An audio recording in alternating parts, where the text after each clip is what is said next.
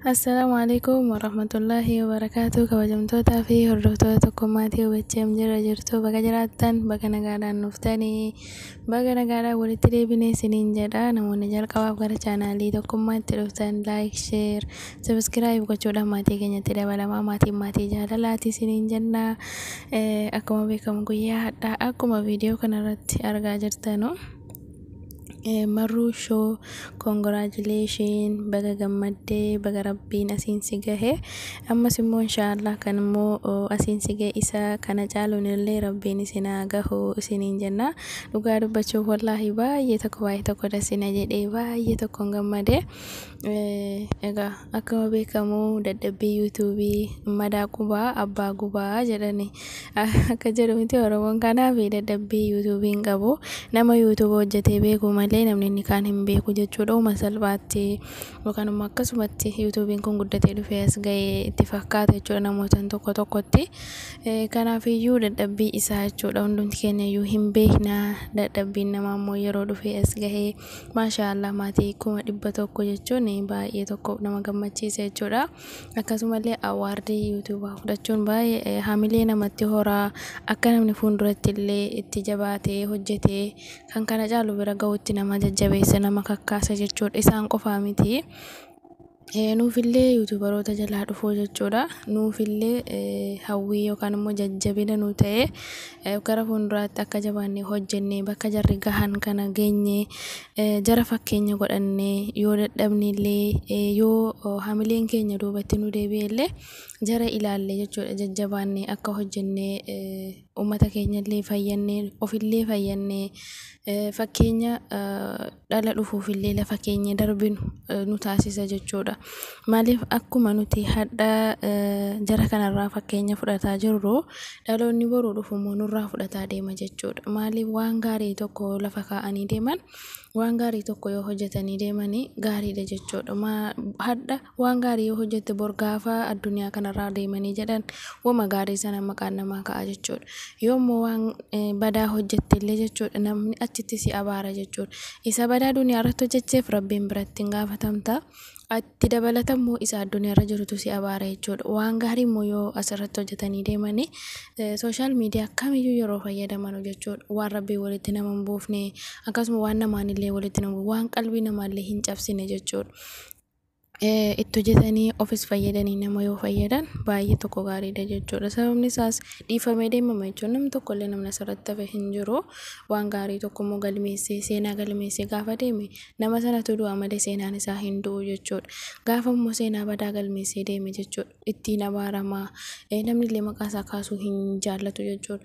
Gaarii yoo hojjetan immoo hamma namni maqaa gaarii sana asii kaasee maqaa isaa dubbatee rabbiin jazaa isaa kaffalu jedhuuniyyee rabbiin immoo rahmata namaaf kenna jechuudha.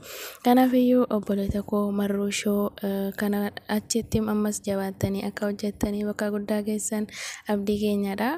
Anis akkuma nama tokkotti maatii keessaniin ture jechuudha.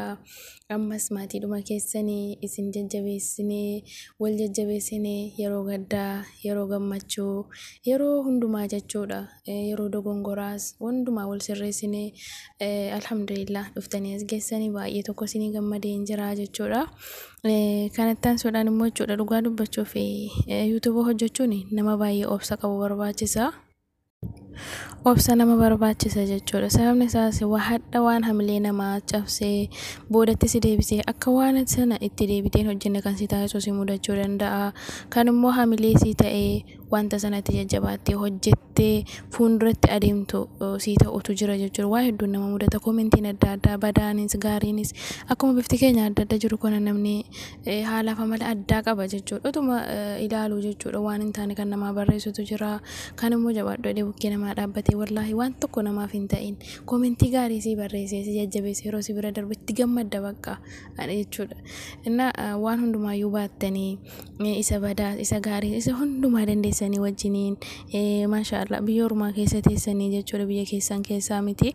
Gidira adda addaa wanti nama hin mudanne hin jiru jechuudha. Waan kaameeraa duuba jiru isin qofatu beeka jechuudha, waan namarra ga'u biyya ormaatti.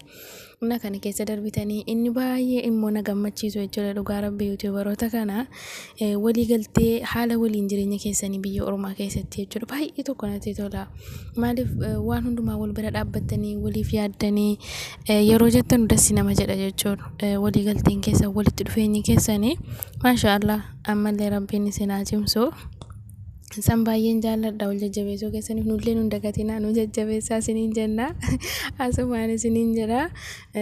Dhugaa inshaallah kan kana caalaa immoo jajjabaattanii saba keessaniif waan hundumattuu cimtanii hojjettanu rabbiin isin gargaaru isiniin jenna. Akkasuma immoo isin immoo dhaamsa hin qabu namoonni yuutuuba banachuu feetan mana namaa keessa teessanii sodaattanii yookaan immoo yuutuubni waan kaameeraa adda addaa wanta gurguddaan hojjetamu isinitti fakkaate akkuma nuti jechuudha ulfaataa isinitti fakkaate banachuu sodaattan banadhaa hojjedhaa isiniin jedha. Hanga tokkoon ulfaata mana namaa keessa taa'anii sa'aatii guutanii sabskiraayibii guutuun hin ulfaata, haa ta'uutii garuu ta'uu banattanii hojjettanii baay'ee gaariidha isiniin jedha. Obsaa wajjiniin jechuudha, obsa nama barbaachisa. Jabina namaaf kenna.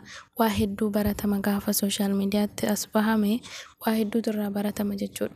Faayidaa yuutuuba qofaaf itoo hin taane namoota wal lama barsiisa, namoota gaariidhaan wal lama barsiisa, haalaaf amala namaa akkasumallee jechuudha dandeettii addaa waan sila hin beekne barachuun iyyuu barumsa tokkodha jechuudha. Yuutuubarraa maallaqa argachuu qofas itoo hin taane barumsa addaa baratama jechuudha. Waan hojjetan tokkotti immoo gaafa namaaf gatiin namaa kaffalamus immoo nama gammachiisa jechuudha. Kanaaf iyyuu hin sodaatinaa banadhaa hojjedhaa isiniin jedha. Sodaannaa waraannaan dhiigan ba'u jedhanii dadhabbii guddaa nama gaafata, aarsaatti kaffaluu nama gaafata. Haa ta'uutii garuu immoo namni ilmi namaa tokko eega duniyaa kanarratti dhufe laffa'uun hojjechuun isaa waan hin oolleedha isiniin jedha.